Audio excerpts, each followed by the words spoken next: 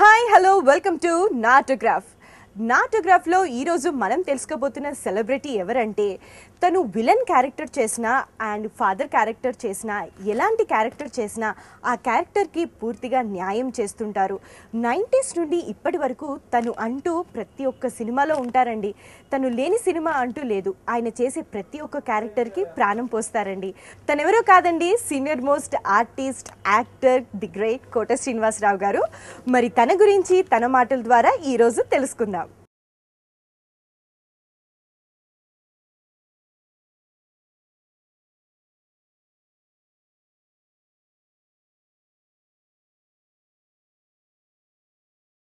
శ్రీనివాస్ గారు, నా ఆటోగ్రాఫ్ ప్రోగ్రామ్కి స్వాగతం, సుస్వాగతం.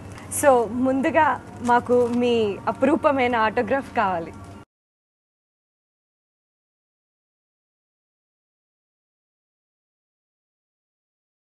సార్, నా మొదటి ప్రశ్న, మీకు సినిమాల్లో చేరాలన్న కోరిక చిన్నప్పటి నుండి ఉందా, లేక మీరు ఎవరినైనా సినిమాల్లో చూసి, అంటే ఇప్పుడు చాలామంది సినిమాల్లో చూసినప్పుడు అనుకుంటారు నేను వాళ్ళలా హీరోయిన్ అవ్వాలి, హీరో అవ్వాలి అని, మీకు అలా అనిపించిందా? నాకు ఒక్కళ్ళు నాకేమీ ఇన్స్పిరేషన్ ఏం కాదండి. నాకు నాటకాలంటే రంగస్థలం మీద బాగా ఇంట్రెస్ట్. 10 సంవత్సరాలు నాటకాలు వేశాను కాబట్టి ఆటోమేటిక్గా అటు నుంచి అటు టర్న్ అయిందే తప్ప ఏమైనా సరే అవ్వాలి సినిమా అనేది ఎప్పుడు లేదండి. అంటే అనుకోకుండా మీకు సినీ రంగంలో అంటే నా నాటకంలో నా ప్రదర్శన చూసి సినిమాకి పిలిచారు, వెళ్ళాను, అది సక్సెస్ అయింది. అలాగా ఓకే. ముందు మీరు సినిమాలోకి రాకముందు బ్యాంక్లో జాబ్ చేసేవారు. సో బ్యాంక్ జాబ్ అంటే అందరికీ తెలుసు, 9 to 6 జాబ్, చాలా ఫ్రీగా ఉంటుంది, హ్యాపీగా వెళ్ళేసి వచ్చేయచ్చు. కానీ మన సినిమా ఫీల్డ్ ఎలా ఉంటుందంటే ఒక టైం అంటూ ఉండదు. మధ్యరాత్రి షూటింగ్ అన్నా చేయాల్సిందే, తెల్లవారుజామునైనా చేయాల్సిందే, షూటింగ్ అలా ఉంటుంది. సో ఎప్పుడైనా మీకు ఇండస్ట్రీకి వచ్చిన తర్వాత అబ్బా 9 to 6 జాబ్ వదులుకొని సినిమా రంగానికి వచ్చాను, నాకు నిద్ర ఉండట్లేదు అన్న భావం మీకు ఎప్పుడైనా కలిగిందా? ఇప్పుడు సేమ్ మీరు అదే పడుతున్నారు కదా బాధ. టైం ఉండదు. ఇప్పుడు అవతల వాడు అడిగిన టైంకి వెళ్ళాలి, రావాలి. మరి మీరు విసుక్కుంటారు కదా, విసుక్కోవట్లేదు కదా. ఎందుకు? మీకు బయట మీరు కూడా బయట పాపులర్ అవుతున్నారు, చేస్తున్నారు అనేటువంటిది ఒక ఇది మీకు. మాకు పాపులారిటీతో పాటు కొంచెం డబ్బులు కూడా వస్తాయని. మీకు ఫస్ట్ సినిమాల్లో అవకాశం ఇచ్చిన వాళ్ళు ఎవరు? మీరు సినిమా రంగంలో ఎదుర్కొన్న సమస్యలు ఏంటి? ఫస్ట్ నాకు ప్రాణం ఖరీదన్న సినిమా, ఆ నిర్మాత క్రాంతి కుమార్ గారు. వారు ఇప్పుడు కీర్తిశేషులు. దర్శకుడు కె వాసు గారు. అంటే ప్రత్యేగాత్మ గారని పెద్ద డైరెక్టర్ గారు ఉన్నారు, వారి అబ్బాయి. ఎదుర్కొనే సమస్యలు ఏముంటాయండి, మామూలే. ఏ వృత్తికి సంబంధించిన ఆ సమస్యలు ఉంటాయి కదా. మీరు అన్నారు అన్ టైమింగ్లు, అవుట్డోర్లు ఉంటాయి, డేస్ ఒకసారి 10 రోజులు, 15 రోజులు, 12 రోజులు ఇలాగ అవుట్డోర్లకు వెళ్ళి భార్య పిల్లలు వదిలిపెట్టి ఉండాలా. అక్కడ ఎండలో పనిచేయాలి, ఆరోగ్యాన్ని ఎదుర్కోవాలి జాగ్రత్తగా. తప్పదు, మామూలే కదా. ఒప్పుకున్న తర్వాత తప్పదు కదా. మీ స్కూల్ డేస్, ప్రతి ఒక్కరి లైఫ్లో స్కూల్ డేస్ చాలా ఇంపార్టెంట్.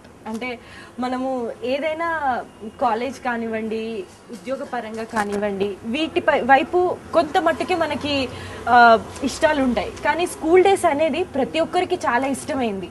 ఎందుకంటే మనకు అక్కడి నుంచే ఫ్రెండ్స్ కానివ్వండి, ఊహ తెలియడం కానీ మనకు ఆ స్కూల్లోనే తెలుస్తుంది. సో మీ స్కూల్ డేస్ గురించి, అలాగే మీ బెస్ట్ ఫ్రెండ్, ప్రాణ స్నేహితుడు, చిన్ననాటి నుండి ఇప్పటి వరకు మీ సంతోషాన్ని, మీ దుఃఖాన్ని మనం ఎక్కువగా మన ఇంట్లో వాళ్ళతో కూడా పంచుకోలేనిది స్నేహితులతో పంచుకుంటామని అంటూ ఉంటారు. సో అలా మీరు ఫస్ట్ సంతోషం కలగగానే మీ సంతోషాన్ని పంచుకుని, మీ దుఃఖంలో పంచుకొని మీకు సలహాలు ఇచ్చే స్నేహితుడు ఎవరైనా ఉన్నారా? ఉంటారండి, ఉంటారు. మొట్టమొదట మనందరం మనం చేయకుండా తెలియకుండా చేసేటువంటి చాలా ఇబ్బంది ఏమిటంటే, మనకు అక్షరాభ్యాసం చేయించినటువంటి ఆ మాస్టర్ గారు మనకు గుర్తుండరు. ఎందుకంటే మనకు ఆ వయసు అట్టనిది, మనకి ఊహ తెలిసి తెలియని వయసులో అక్షరం చేస్తారు కాబట్టి ఆ టీచర్ గుర్తుండరు. అది అందరికీ సహజంగా.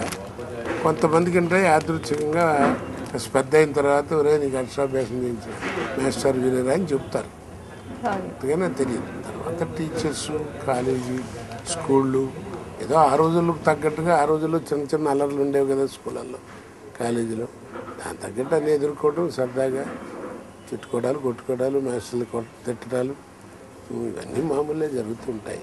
అంటే మీ స్నేహితులు స్నేహితులంటే చాలామంది ఉన్నారండి నాకు. నాకు నిజమైనటువంటి స్నేహితులండి, నాకు నిజంగా స్నేహితులు చాలామంది ఉన్నారు. వాళ్ళు నిజంగా స్నేహితులు అంటే స్నేహితులే. అంత వాళ్ళు కూడా మంచి మంచి ప్రొఫెషన్స్లో డాక్టర్లు ఉన్నారు, యాక్టర్లు ఉన్నారు, అలాగే రైటర్స్ ఉన్నారు, డైరెక్టర్స్ ఉన్నారు. ఇది కాకుండా నాకు ఆ స్టూడెంట్ లైఫ్లో ఉన్నటువంటి ఫ్రెండ్స్ ఇప్పటిదాకా ఐపీఎస్లు అయిన వాళ్ళు ఉన్నారు, తర్వాత ఐఏఎస్లు అయిన డాక్టర్స్ అయిన వాళ్ళు ఉన్నారు, వారిలో ఉన్నారు. ఉండకుండా ఎలా ఉంటారు ఉన్నారు. బట్ నా అదృష్టం ఏంటంటే ఇంతవరకు నాకు ఉన్నటువంటి ఫ్రెండ్స్ అనుకున్న వాళ్ళందరూ కూడా మంచివాళ్ళే. మీరు చేసిన సినిమాల్లో మీరు విలన్ అంటే ఇలా హైట్గా ఉండి కండలు తిరిగి చూడ్డానికి భయంకరంగా ఉండాలి అనే కాకుండా తెలివిగా మాట్లాడుతూ ఫేస్లో ఒకలాంటి సైలెంట్ ఎక్స్ప్రెషన్తో చేసేవారు కూడా విలన్ అంటే కోట శ్రీనివాసరావు గారని చెప్తూ ఉంటారు. సో ఇలాంటి వేషాల్లో మీకు బాగా నచ్చిన సినిమా ఏంటి? అంటే మీ క్యారెక్టర్ని మీరు సాటిస్ఫైడ్గా ఫీల్ అయిన సినిమా ఏంటి? ప్రజలు మెచ్చిన ప్రతి క్యారెక్టర్ నేను సాటిస్ఫై అవుతానండి. ప్రజల కోసమే కదా జరిగేది. ప్రజలు మెచ్చినటువంటి ప్రతి క్యారెక్టర్ మంచి క్యారెక్టరే. ఆ క్యారెక్టర్ వేయించిన ప్రతి దర్శకుడు గొప్ప దర్శకుడే.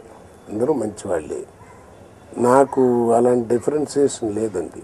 ఎందుకంటే నా కెరియర్లో ఒక 50 సినిమాల దాకా ఉంటాయండి.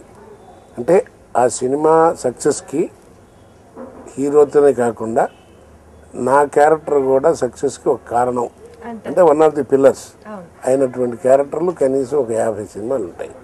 కాబట్టి 50 మంచిదే, 50 మంచి డైరెక్టర్లే. నచ్చింది అంటే ఒకటే పర్టికులర్గా ఎక్కడ చెబుతాం. మీరు తండ్రి పాత్ర చేసిన, విలన్గా చేసిన, సపోర్టింగ్ రోల్ చేసిన ప్రతి ఒక్క క్యారెక్టర్కి ప్రాణం పోస్తారు. ఆ క్యారెక్టర్లో లీనమైపోతారు. ఈ క్యారెక్టర్ అంటే స్పెసిఫిక్గా ఈ క్యారెక్టర్ అయితే శ్రీనివాసరావు గారు అయితే బాగా చేస్తారు అన్న థాట్ ప్రజల్లోకి వస్తుంది. సో మీరు అలా చేయడానికి ఎంత హార్డ్ వర్క్ తీసుకుంటారు? హార్డ్ వర్క్ సినిమాకి పెద్ద ఉండదండి. ఎందుకంటే ఆల్మోస్ట్ ఏదో డేట్లు తీసుకున్నప్పుడు 2 నెలల ముందు ఏదో క్యారెక్టర్ లాంటిదని చెప్తారు. ఆటోమేటిక్గా మేము వెళ్ళిన రోజు తప్ప మొదటి రోజే మనకు తెలుస్తుంది తప్ప అంత పెద్ద ప్రిపరేషనే ఉండదు. మనకు ఉన్నటువంటి ఎక్స్పీరియన్స్ని బట్టి, దాన్ని బట్టి ఏమిటంటే మనం చేస్తున్నటువంటి ఇన్ని సినిమాల్లో మళ్ళీ మనకు మనమే రిపీట్ చేసుకోకుండా కాస్త విజన్ ఉంటే ఏమంటే డైరెక్టర్ గారు ఇగో ఇలాంటిదే మళ్ళీ సినిమాలో చేశాను, మళ్ళీ సినిమాలో వచ్చింది, కొత్తగా మనం ఎట్టు చేద్దాం, ఏదైనా చేద్దాం అంటే పోనీ మీరు చెప్పండి అంటే మనం ఏదైనా థాట్ చెప్తే వాళ్ళకి నచ్చితే ఓకే అని పెట్టడం, ఇలాంటి డిస్కషన్స్ జరుగుతాయండి. తర్వాత లీనమైపోతారు లేదా ప్రాణం పోస్తారు అది కాదు. కానివ్వండి, నాకున్నటువంటి ఎక్స్పీరియన్స్కి నేను నేర్చుకున్నటువంటి విద్య, నాకు నటన నేర్పినటువంటి నా గురువులు అంత గ్రేట్ పీపుల్ అండి. వాళ్ళు ఏంటంటే న్యాచురల్గా, అంటే నా ప్రకారం 2 రకాల యాక్టింగ్లు ఉండవండి. మీరు చాలామంది అనుకుంటుంటారు న్యాచురల్ యాక్టింగ్ అంటే ఆర్టిఫిషియల్ యాక్టింగ్ లేకపోతే అనుకుంటారు. Acting is acting. 2 రకాల యాక్టింగ్లు ఉండవు. వాడు చేస్తే న్యాచురల్గా ఉంటుంది, వీడు చేస్తే అన్యాచురల్గా ఉంటుంది. అంతేగాని యాక్టింగ్ ఈజ్ యాక్టింగ్. యాక్టింగ్ అనే పదం యాక్టింగ్ నా ప్రకారం. కాబట్టి వీడు యాక్ట్ చేస్తే న్యాచురల్గా ఉంటుంది, అందుకని న్యాచురల్ యాక్టింగ్ ఉండదు అంటే నా ప్రకారం. కాబట్టి అవుట్ ఆఫ్ మై ఎక్స్పీరియన్స్, బాగా ఉన్నటువంటి అనుభవం మీద కొన్ని సరే నేను అబ్జర్వ్ చేసినవన్నీ ఏదైనా కానీ నా టాలెంట్కి తగ్గట్టుగా క్యారెక్టర్స్ రావడం ఒక అదృష్టం అండి. వాటిని ఎలాగ ఆటోమేటిక్గా మనం తగ్గదు వచ్చినప్పుడు కష్టపడతాం, పనిచేస్తాం. ఎందుకంటే నటుడిగా ఎవరికైనా ఒక స్ట్రేచర్ వచ్చేసిన తర్వాత మన జాగ్రత్తలు మనం కూడా ఉండాలండి. మీరు చాలా బాగా నటిస్తారు. సో ఈ నటన అంటే మీరు ఎక్కడైనా యాక్టింగ్ స్కూల్లో ట్రైన్ చేసుకున్నారా, లేకపోతే మీ సొంతగా మీరు? అలాంటివి ఏం లేవండి ఆ రోజుల్లో. రంగస్థలం నటన రిహార్సల్ చేసుకోవడం, డైరెక్టర్ చెప్పడం అంతే తప్ప.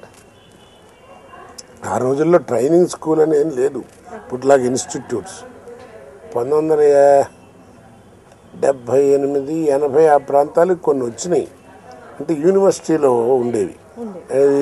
యాక్టింగ్ పోస్ట్ గ్రాడ్యుయేషన్ చేస్తాను, డాక్టరేట్ చేస్తాను, ఇలాంటివి ఏమి ఉండేవని నా ఉద్దేశం.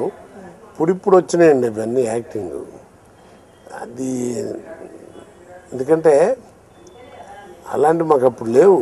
ప్రజలను చూసి జనాన్ని చూసి ఒక చిన్న ఫార్ములా పెట్టుకుని దాని రూల్స్ అండ్ రెగ్యులేషన్స్ పెట్టుకుని ఒక క్రమశిక్షణగా నేర్చుకోబట్టి అవి మన బ్రెయిన్లోంచి మన ఒంట్లోంచి ఆ క్యారెక్టర్లు బయటకు వెళ్ళకుండా ఉండిపోయినాయండి. ఇప్పుడు యాక్ట్ చేస్తున్న వాళ్ళకి ఏంటి అంటే వాళ్ళు ముందే కెమెరాని ఫేస్ చేస్తారు. యాక్టింగ్ స్కూల్స్ ఉన్నాయి, వాళ్ళు ఏది చేయాలనుకుంటారో రిహార్సల్ చేసేస్తారు. వాళ్ళు కెమెరాని ముందు నుండే ఫేస్ చేస్తారు, ఒక 2-3 ఏళ్ళ నుండే ఫేస్ చేస్తారు. మీ టైంలో అవి ఏవి లేవు. మొదటిసారి ఫస్ట్ టైం మీరు సెట్లోకి వెళ్ళినప్పుడు ఫీలింగ్ ఏంటి? ఏముండదండి, ఎందుకంటే నేను సినిమా యాక్టర్గా గుర్తింపబడాలి, డబ్బులు సంపాదించాలి సినిమా యాక్టర్గా వచ్చి అనే ఉద్దేశంతో ఇప్పుడు వస్తున్నారండి. అప్పుడు అట్లా కాదు, నేను యాక్ట్ చేయాలి, నా యాక్టింగ్ అది బాగుందా ఎలా ఉందా చేసుకోవడానికి చూడడానికి డైరెక్టర్ అనేవాడు ఒకడు ఉన్నాడు. కానీ మనకి ఎందుకు మరి, కాబట్టి మనతో వచ్చి మనకు నచ్చింది చేయటం, మన చేతనంత వరకు చేస్తాం, లేదా ఇటు కాదురా ఇటు అని చెప్తారు. అది ఆటోమేటిక్గా మనకి ఏమవుతుందంటే 4 పిక్చర్లు చేసేటప్పటికి కొంచెం కెమెరా సెన్సు, డైలాగ్ ఎవరితో ఎలా చెప్పాలి, ఎటు ఫేస్ చేసి చెప్పాలి, ఎటు మాట్లాడాలి అని ఇలాంటి ఆటోమేటిక్గా నీకు నీ అనుభవం మీద వచ్చేస్తాయి అంతే తప్ప ఇప్పుడు వాళ్ళతో పోల్చడం అనేది వేస్ట్ అండి. ఎందుకంటే నా ప్రకారం ఇప్పుడు టైం బాగుండి వచ్చేటువంటి నటులు ఎక్కువ, టైమింగ్ ఉండి వచ్చేవాళ్ళు తక్కువ అండి. మీరు రాజకీయంలో వచ్చారు, మళ్ళీ తిరిగి వచ్చే అవకాశాలు ఏమైనా ఉన్నాయా? అంటే నేను ఒకసారి ఎమ్మెల్యేగా ఎలక్ట్ అయ్యి 1999 నుంచి 2004 దాకా చట్టసభలో ఉన్నానండి, శాసనసభలో. తర్వాత కొంచెం నాకు ఉండేటువంటి పర్సనల్గా డొమెస్టిక్ ఇబ్బందులు, తర్వాత నా సినిమా బాగా బిజీ అవటం, కొన్ని రకరకాల వీటి వల్ల ఆర్థికంగా తట్టుకోలేక అప్పుడు నేను ఎమ్మెల్యే అయిన పరిస్థితి వేరు, ఇప్పుడున్నటువంటి పరిస్థితి వేరు. ఇప్పుడు టీవీలోనే డైరెక్ట్గా చెప్పేసుకుంటున్నారు కదా, ఎమ్మెల్యేకి అయితే 7 కోట్లు అవుతుంది, ఎంపీ అయితే 16 కోట్లు అవుతుందని వాళ్ళే డైరెక్ట్గా చెప్తున్నారు. కాదు ప్రజలు ఎంత అర్థం చేసుకోకుండా వాళ్ళ తప్పట్లు కొడుతున్నారంటే, ఓడిపోయినవాడు 7 కోట్లు అంటున్నాడు, గెలిచినవాడు 16 కోట్లు అయింది అంటున్నాడు. అంటే ఈ 16, 7, 23 మీరే తిన్నారా, మీకే ఖర్చు పెట్టామని చెబుతున్నాడు. కాబట్టి ఇంకా నువ్వు డబ్బు ఖర్చు పెట్టావు, డబ్బులని అనడం వేస్ట్. కాబట్టి ఇప్పుడు ఉన్నటువంటి వాతావరణాన్ని నేను తట్టుకోలేని పరిస్థితి. అందువల్ల కొంచెం పార్టీలోనే ఉన్నాను, బీజేపీలోనే, దాన్ని విడిచే పని లేదు. నా మాతృ ఇది, ఐ లవ్ ఇట్ అండి, ఐఎమ్ ఫర్ ఇట్. మీరు ఇప్పుడు సినిమా రంగానికి రావాలి అనుకుంటున్న వాళ్ళకి మీరిచ్చే సజెషన్ ఏంటి? ఎవరో ఒకరు సపోర్ట్ ఉండి, ఏమండి కాస్త అలాంటి వెనక నుంచి ఏదో అంటారు కదా, కొంచెం తట్టుకుని రికమెండ్ చేసి ఇది రకరకాలు అనుకోండి, అలాంటి వాళ్ళకి ఏదన్నా కొంచెం నెమ్మదిగా తొందరగా కాస్త అందరికంటే కొంచెం త్వరగా రావడానికి వస్తుందండి. ఆ వచ్చిన వాళ్ళల్లో బాగా టాలెంట్ ఉన్నటువంటి వాళ్ళు లాంగ్లివిటీ ఉండి స్థిరపడిపోతారు. అంతేగాని డైరెక్ట్గా ఏదో వచ్చి మనం సాధిస్తాం అనుకుంటే నా సలహా ఏంటంటే సినిమాకి రావద్దని. ఎందుకంటే ఆ రోజుల్లో సినిమా అండి, ఇప్పుడు సినిమా లేదు. ఇప్పుడు మీరు టీవీలో చూస్తున్నారు, డ్యాన్స్లే వస్తుంటాయి, డ్యాన్స్ ప్రోగ్రామ్ ఉంటారు, అందులో ఒక్క డాన్స్ మూమెంట్ ఉండదు, మొత్తం సర్కస్ మూమెంట్లే ఉంటాయి కదా. ఇంకా మరి అది నేర్చుకున్నాడు ఈ సినిమాకి ఎట్ట వస్తాడు, దీని పనికిరాడు కదా. కాబట్టి ఆ నటన అదంతా పోయిందండి.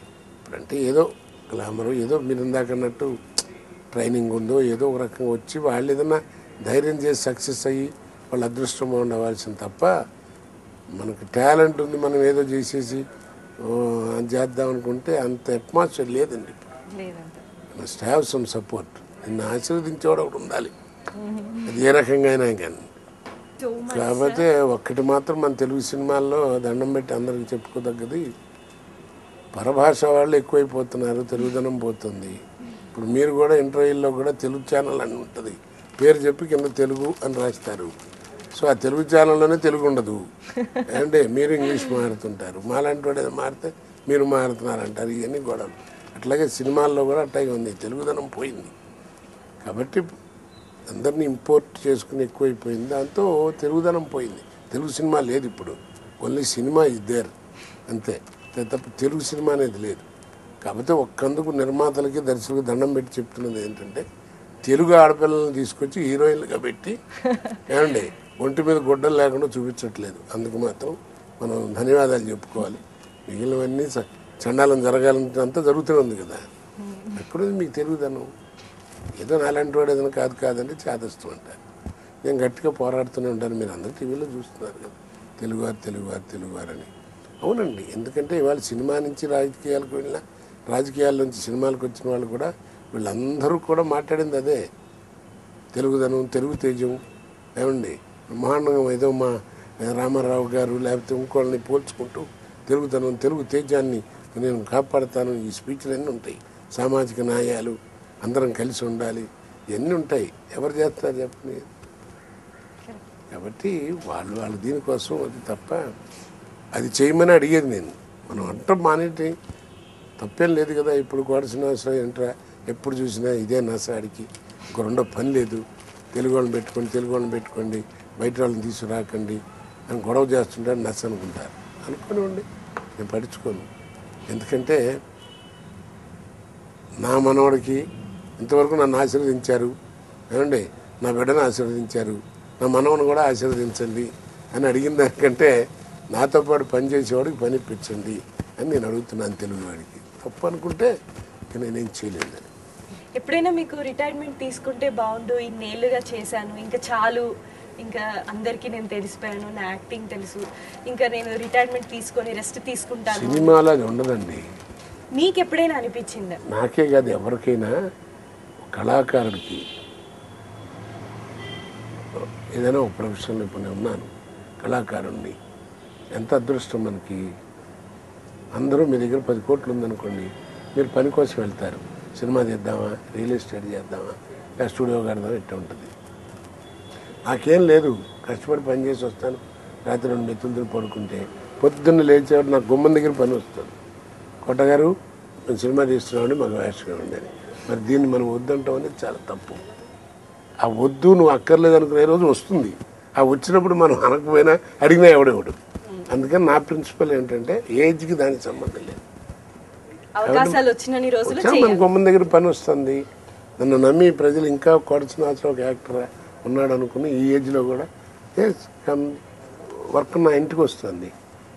ప్రకారంగా నా ప్రకారం సార్ నేను ఇదివరట్లా కింద పడలేను, మీద పడలేను, కొట్టించుకోలేను, తన్నించుకోలేను, కొంచెం ఏదో వచ్చింది కాలు నొప్పి అది ఇది అని చెప్తుంటాను. తెలుసు సార్, మిమ్మల్ని మీకు ఎందుకు సార్, మీరే వేయాలి వేషం అని అంటున్నప్పుడు ఇంకా చూడండి నేను 9 తర్వాత పని చేయలేనయ్యా, 9 లోపు రాలేనయ్యా, ఓకే సార్ అంటున్నారంటే ఎంత అదృష్టం ఉండాలండి అది.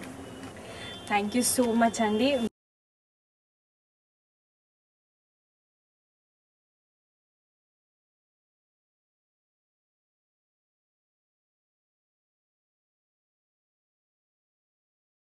చూసారు కదండి, నాటోగ్రాఫ్ లో కోట శ్రీనివాసరావు గారి స్వీట్ మెమరీస్. నెక్స్ట్ ఎపిసోడ్ లో మరో సెలబ్రిటీతో కలుద్దాం. Till then bye.